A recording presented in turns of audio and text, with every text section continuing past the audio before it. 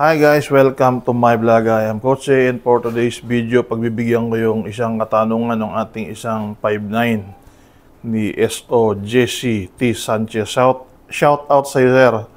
Ang tanong niya ay tungkol sa pagto-turnover ng baril. Ano daw yung maibibigay kong tip? Ano daw yung maibibigay kong suggestion ng pagto-turnover style para maiwasan ang accidental fire at illegal discharge of firearm. Sa illegal discharge of firearm, sir, yan kasi ay sinadya. Ibig sabihin ay sinadya niyang pinutok yung baril. Sa mga bagay na yan ay beyond our control kasi kagustuhan niya yun eh. Pinili niya yun eh. Ang alamin natin yan, anong dahilan? Ba't siya nagpapaputok? Ito naman, sir, sa accidental fire ay ito po yung pwede natin gawa ng paraan. Ang masasabi ko lang dyan, sir, ay dapat more on muscle memory tayo. Ibig sabihin, lagi natin dapat ginagawa para maiwasan lagi natin ginagawa yung procedure ng gun safety sa pagto-turnover ng baril. So, bago ko simulan yung aking lecture, ay gusto ko munang malaman ninyo ang pagkakaiba ng guidelines, rules, at saka procedure or protocol. Pag sinabing guidelines, yun yung parang tagubilin ng magulang mo sa iyo, pangaral, o uuwi kang maaga, huwag kang sasama sa samang barkada.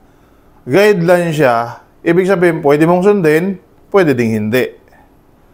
Yun namang rules, yun ay batas. Pag absent ka, dapat ay magpapaalam ka 3 days before. Bago ka mag-absent, kailangan may riding reliever. Pag wala, hindi ka pwede mag-absent.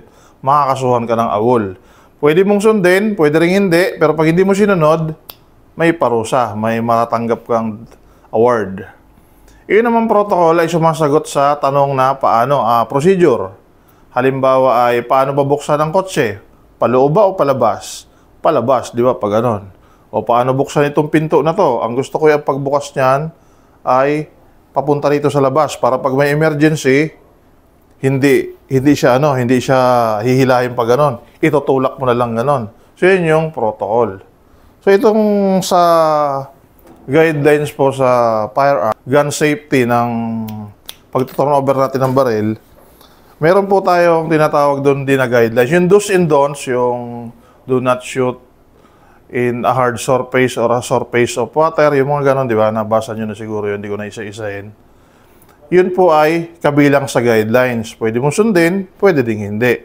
Pag sinabi naman pong cardinal rules of gun safety, batas yun. Kasi pag hindi mo sinunod yun, pag sa firing range ka, DQ ka, uwi ka sa inyo, go home. O kaya pagtatawanan ka, di ba? Pagagalitan ka, pag hindi mo sinunod. Or maaring ma-aksidente ka, pag hindi mo sinunod. Kasi yun ay paglabag sa safety. Pag protocol naman, paano? Yun yung sasagot sa tanong na paano. Ngayon po, yung ituturo ko sa inyo ay procedure. General rules of gun safety po ay pagpuputo ka. Pag magto-turnover ka ng baril, medyo may kulang. O bakit kulang? May buhangin sa loob. So yung box, pwedeng ganito lang kalaking box, may buhangin, nasapat lang para pag pumutok tong baril na to, nagkamali ka, iputok mo, ay kaya niyang solohin yung bala. So sa cardinal rules of gun safety, number 1, ano ba ang sabi? Treat every gun that are loaded and ready to shoot. So sabi, ipagpapalagay mo daw ang baril na may laman, na loaded, at laging pwedeng pumutok. Yun ang sabi. So ayan naman. Halimbawa, ganyan. May baril. Treat every gun that are loaded and ready to shoot. Ay, puputok pala to. Ano gagawin mo? Bibitawan mo bang ganon? Ay, puputok pala. Hindi ko yung nahawakan. Ibig sabihin, treat every gun that are loaded and ready to shoot. I-clear mo. Para masigurado mo na hindi siya puputok, i-clear mo muna siya. So, paano yung pag-clear? Iyon yung sasagutin ng procedure. Ito yung number 1. Trigger finger out. Nakalabas daw yung daliri. Ito yung trigger finger. Gun point to the clearing box. Sorry. Wala palang magazine. Trigger finger. Yun number 1. Trigger finger out. Gun point at the clearing box. Nakatutok daw doon. Nakalabas yung daliri. Then number 2. Trigger finger out. Magazine release. Ialis mo yung magazine. Then number 3. Trigger finger out. Slide pull to the rear. Chamber, verify empty. Sisilipin mong gano'n, huwag kang aasa doon sa extractor. Iba kasi ginaganon-ganon lang nila. Pag ginanong-ganon lang nila, ipuputok na lang gano'n. Ay sumira pala yung extractor. Ang sabi sa number 3 is, trigger finger out, slide pull to the rear, chamber, verify empty. Sisilipin mong gano'n. Wala nga laman. The number 4, hindi na siya trigger finger out, slide release, hammer down. Yun yung number 4. Okay, ulitin ko. Pag nakuha mo ang barrel, pagka turnover sa iyo, clear na niya. Clear na nung body mo. I-clear mo pa rin. Pag clear mo ngayon, trigger finger out. Ang sabi, trigger finger out, gun point to the clearing box. Number 2, trigger finger out, magazine release. Trigger finger out, slide pull to the rear, chamber, verify empty. Number 4, slide release, trigger pull. Ganun lang po kasimple. Then, isaksak mo na ulit, isukbit mo sa holster mo. So yung pong ganun procedure, napakadali lang naman kung tutuusin. Ngayon magtataka ka, bakit may na-accidental fire pa?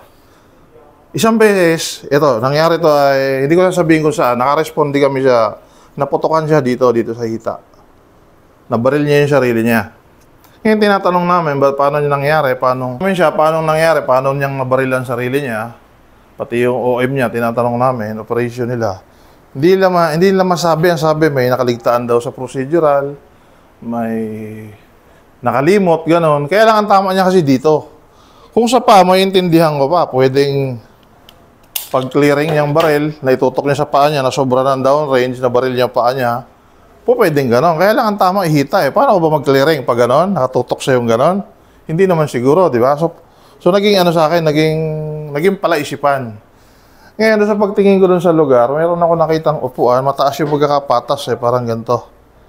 Mataas yung upuan niya. Yung cellphone dito, meron ditong cellphone. So naisip ko na agad, ganito nangyari. Na-estimate ko ba? Sa estimate ko, umupo siya ng ganito. Kasi dumating siya, 6 ng umaga ang palitan, dumating siya alas 5, napakaaga. So maaari, nagkape-kape muna, kasi wala pa namang operation ganong oras. Nag-uniform, nagbukas ng cellphone, kasi nandito yung cellphone. Siguro napasarap kasi yung upuan niya, kapantay halos ng ganitong lamesa. Tinaas siguro yung paang ganon, sa nag-clear ng baril. Ay may pinapanood. Sakto eh. Doon ang tama eh. Pero hindi nila sinabi. Hindi nila inamin na gano'n. Hindi ko naman pwedeng sabihin na gano'n nangyari ko kasi estimate ko lang yon. Pero tayo mga brother, ang natandaan natin. Kasi yung gwardiya matagal na siyang security. Hindi lang siya sa 10 taong security. Isipin mo kung 10 taong mo, isang dekada mo nang ginagawa yung ganyang pagto-turnover, magkakamali ka pa ba? Pero ba't nagkamali? Ba't niya nabaril yung sarili niya? Kasi ang isip ng tao, ang kaya lang iproseso niyan ay single data. Yung magaling ka na pag kaya mong multitasking na kaya lang iproseso at the same time ay isang bagay lang. Ngayon nanood ka. Siyempre yung pinanonood mo may idea yun. May ibang papasok sa isip mo. Yung kaalaman mo dun sa sa gun safety ay matatabunan nung pinanonood mo. So, ang karaniwan po na cause ng accidental fire ay kampante po. Pag sobrang kampante tayo, doon tayo mahisingitan. Doon natin mababaril ang ating sarili. Eh, ikaw ba naman kung napakaloko naman niya kung gano'n siya mag-clear ng baril, di ba? Nukno ka na ng yun. Siguro kung baguhan, gano'n.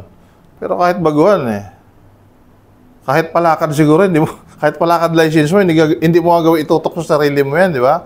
Kung alam mong may bala, laging nakatutok yan palabas. Kung wala ka mang clearing box, siguro, itututok mo yan sa mga lupa, di ba? Lala ka naman sa kasama mo. Medyo mahaba na yung video natin, puputuloy natin. Abangan niyo po yung part 2. May part 2 to, kung bakit kadalasan ay may na-accidental fire.